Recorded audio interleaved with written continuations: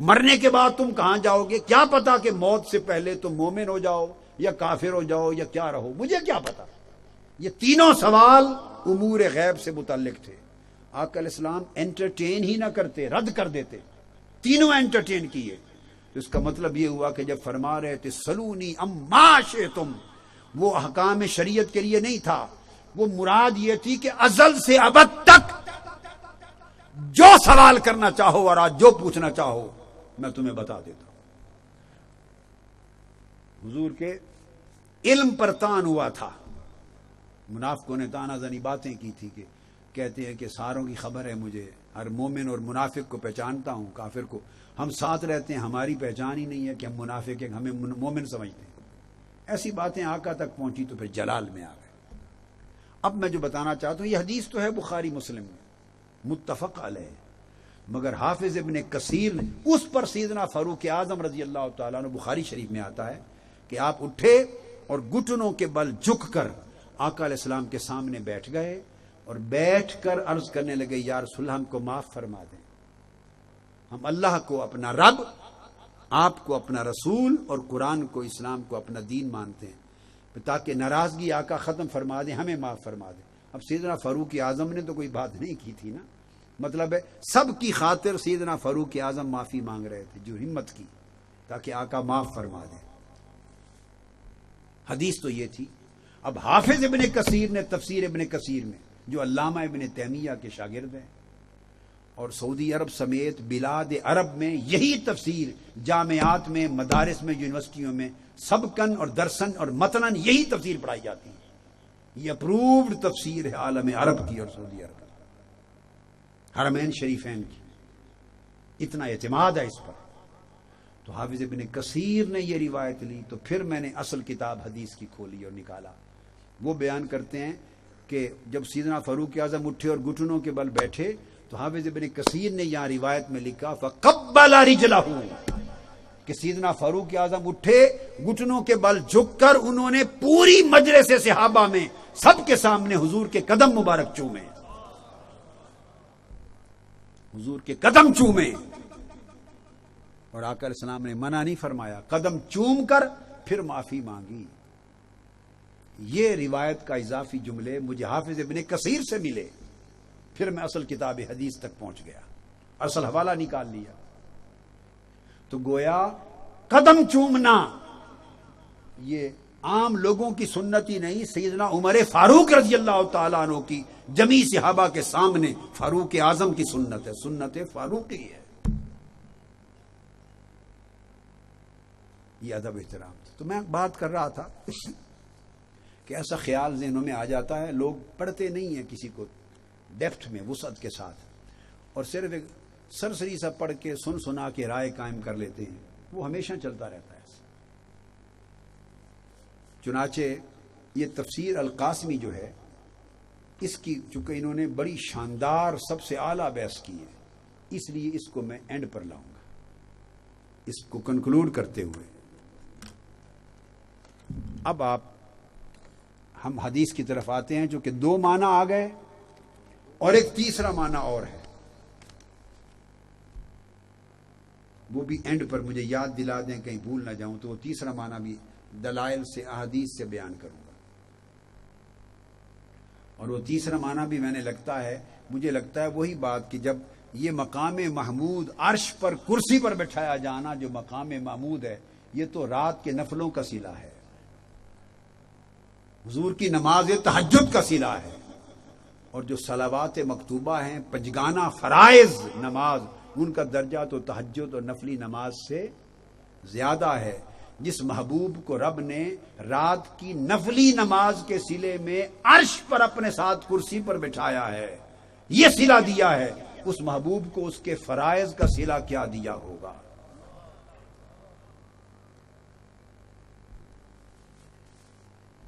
اس کے لیے اب پہلے لیتے ہیں وہ جو معنی شفاعت کا ہے، جو معنی شفاعت کا ہے، کہ مقام محمود کا معنی چونکہ اکثر مفسرین نے دو لے لیے، اور لواء الحمد اسی کا حصہ بن جاتا ہے، لواء الحمد اسی کا حصہ بن جاتا ہے۔ تو شفاعت کے معنی میں لیتے ہیں سب سے پہلے کہ شفاعت کے معنی میں مقام محمود، قیامت کے دن جو آقا علیہ السلام پر شفاعت کا سلسلہ، طلب شفاعت کا، بلکہ طلب شفاعت کا، استشفاء، شفاعت کا سوال کرنا، یہ سلسلہ آقا علیہ السلام پر آ کے ختم ہوگا. یہ مقام محمود ہے، وہ جو پہلی شفاعت ہے، پہلی،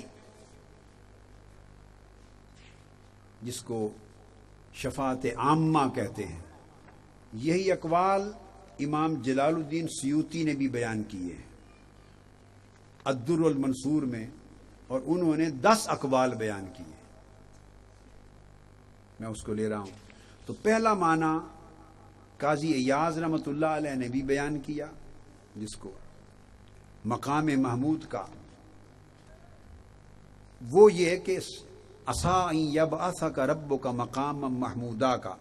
فرماتے ہیں یہ صحیح بخاری سے اخذ کیا، صحیح بخاری سے.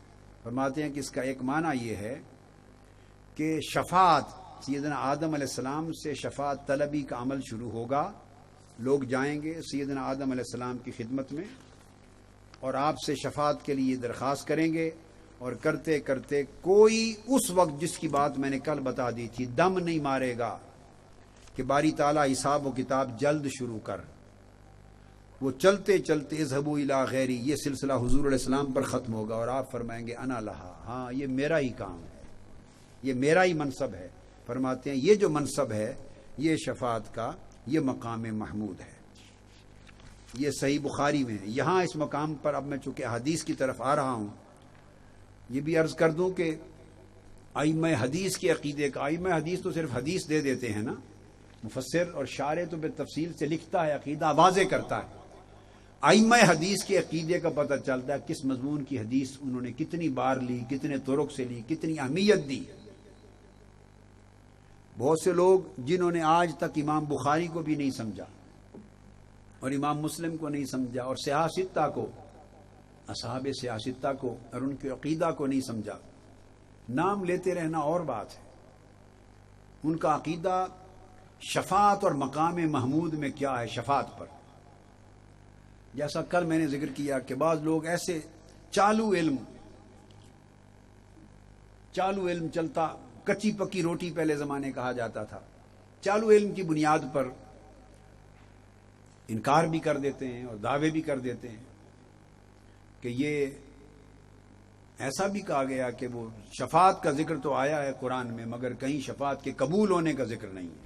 استغفر اللہ العظیم. اگر قبول ہونے کا ذکر نہیں ہے تو معاذ اللہ، استغفر اللہ، تو شفاعت مذاق ہے. انبیاء سے، اولیاء سے اللہ پاک نے معاذ اللہ مذاق کیا ہے. تو وہ میں بیان کر دوں شفاعت کے قبول ہونے پر دلیل. شفاعت کے قبول ہونے پر امام بخاری نے 45 احادیث روایت کی ہیں صحیح بخاری میں. کئی امام بخاری ایک حدیث ایک بار روایت کرتے ہیں، بعض 2 حدیث 2 مرتبہ روایت ہوتی ہیں، بعض 3 مرتبہ، بعض 8 مرتبہ، بعض 9 مرتبہ. اور میں نے دورہ صحیح بخاری میں بتایا تھا کہ جہاں آقا علیہ السلام کی شان آ گئی ہے تو ایسے لگتا ہے کہ امام بخاری وجد میں آ گئے ہیں، ایک کیف و سرور میں جھوم اٹھے ہیں. 14 مرتبہ بھی حضور کی ایک شان بیان کرنے والی حدیث کو مختلف جہتوں اور مختلف معانی اور مختلف احکام کو استنباط کرنے کے لیے بیان کرتے ہیں. مگر کمال ہے اے حضرت امام بخاری رحمت اللہ تعالی علیہ، آپ کے عقیدہ کا کہ شفاعت کی قبولیت پر 45 احادیث بخاری شریف میں دی. اب امام مسلم کو سن لیں، اس سے عقیدے رجحان کا پتہ چلتا ہے. کیا رجحان کیا تھا؟ امام مسلم 42 حدیثیں شفاعت کی قبولیت کی لائے. امام ترمذی اپنی جامع میں 34 حدیثیں انہوں نے تخریج کی ہیں. امام نسائی نے سنن میں 18 حدیثیں روایت کی ہیں، تخریج کی ہیں. امام ابو داؤد نے اپنی سنن میں 18 حدیثیں تخریج کی ہیں. امام ابن ماجہ نے 24 حدیثیں روایت کی ہیں سنن میں. اور امام احمد بن حنبل، بہت لوگ اپنے آپ کو امام احمد بن حنبل کا پیروکار کہتے ہیں، بہت لوگ کہتے ہیں. امام احمد بن حنبل نے مسند احمد بن حنبل نے میں 155 احادیث روایت کی ہیں صرف شفاعت پر اور قبولیت شفاعت پر. 155 حدیث ایک کتاب میں امام احمد بن حنبل نے. اور سنن دارمی یہ بھی امام بخاری اور مسلم کے ہم زمانہ ہیں, ان کے شیوخ میں سے بھی ہیں امام بخاری, امام دار, انہوں نے 20 احادیث روایت کی ہیں. تو گویا کل صحاح ستہ اور مسند احمد بن حنبل اور سنن دارمی کو ملا کر کل صحاح ستہ اور یہ 2 کتابیں 8. ان 8 حدیث کی کتابوں میں صرف شفاعت اور اس کی قبولیت پر 356 احادیث ان ائمہ نے تخریج کی. کتنی؟ 356 احادیث تخریج کی ہیں اور 33 مختلف ابواب میں تخریج کی. یہ جو عدد گن کے میں نے آپ کو ان تمام کتب میں سے گن کے جو بتایا ہے, اس بتانے کا مقصد فقط یہ ہے کہ اس سے اہمیت کا پتہ چلتا ہے کہ عقیدہ شفاعت کی ان کے ہاں کیا اہمیت تھی, کتنا ضروری تھا, کتنا ناگزیر تھا. ورنہ 2-3 حدیثیں روایت کر کے بھی آگے گزر جاتا ہے. صرف صحاح ستہ اور مسند احمد بن حنبل اور دارمی میں 356 احادیث فقط شفاعت پر اور اس کی قبولیت پر, یا ہر حدیث شفاعت کی قبولیت پر ہے. ایسے کہہ دینا بھائی جی قبولیت کا کوئی گارنٹی کوئی ذکر نہیں آیا, تو اللہ سے اللہ کا خوف کرنا چاہیے ایسی بات کہنے سے پہلے. تو پہلا معنی جس کو قاضی ایاز رحمۃ اللہ علیہ نے الشفاء میں بیان کیا اور دیگر ائمہ نے, وہ جو شفاعت کا کہ مقام محمود سے مراد حضور علیہ السلام کا مقام شفاعت ہے. اب اس ایک معنی پر اب براہ راست احادیث کو لے رہے ہیں. اس ایک معنی پر صحیح مسلم کے الفاظ روایت کر رہا ہوں, پہلے اور بعد میں بخاری مسلم پر متفق علیہ حدیث پہ آتے ہیں. قیامت کے دن حضرت مقداد بن اسود رضی اللہ تعالیٰ عنہ روایت کرتے ہیں, سمعت رسول اللہ صلی اللہ علیہ وآلہ وسلم یقول تدنى الشمس یوم القیامہ من الخلق حتی تکون منہم کا مقدار میل. کل میں نے ذکر کیا تھا کہ سورج مخلوق خدا کے نزدیک اور میدان محشر میں 1 میل کی مسافت پہ آ جائے گا. یہ کیفیت ہوگی احوال قیامت کی اور ہولناکیوں کی. اس کیفیت میں اب جو حدیث کوٹ کر رہا ہوں یہ بخاری اور مسلم کی متفق علیہ حدیث ہے, معنی مقام محمود میں, معنی مقام محمود میں شفاعت کے معنی میں. فرماتے ہیں شفاعت کا یہ درجہ مقام محمود ہے کہ قال رسول اللہ صلی اللہ علیہ وآلہ وسلم, بخاری اور مسلم دونوں نے روایت کیا, یجمع اللہ الناس یوم القیامہ. بڑی حدیث ہے, ایک بار پڑھ دوں گا پھر اس کے بعد ضرورت نہیں رہے گی, پھر ہم بیان کرتے جائیں گے معنی. یوم القیامہ فیقولون لو استشفعنا علی ربنا حتی یریحنا من مکاننا.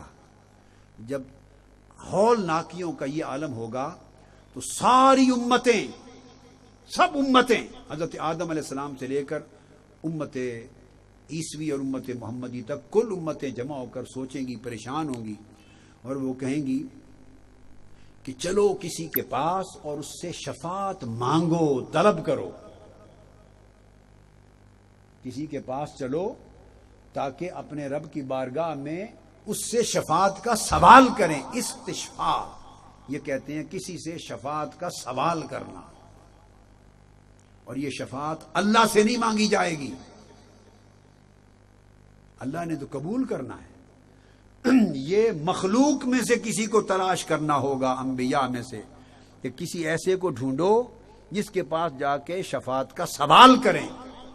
تو یاد رکھ لیں عزیزان محترم, طلباء خاص متوجہ ہوں, اور اساتذہ, مشائخ, علماء اور عامت الناس اور سامعین, ناظرین, دنیا پوری, کہ قیامت کے دن حضور علیہ السلام فرما رہے ہیں, حدیث متفق علیہ, کہ سوال کرنے جائیں گے. دن قیامت کا ہوگا, اللہ کی عدالت ہوگی, اور سوال قیامت کے دن بھی کسی بندے سے کرنے کے لیے جائیں گے. اور اللہ پاک ناراض نہیں ہوگا کہ شرک کر رہے ہو، میں موجود ہوں، جو درخواست کرنی ہے مجھی سے کرو، جو درخواست کرنی ہے مجھی سے کرو، ٹالنا تو میں نے ہی ہے، مشکل کو، پریشانی کو ختم تو میں نے ہی کرنا ہے، تو مجھی سے مانگو، کیوں مانگنے سوال کرنے کسی اور کے پاس جا رہے ہو؟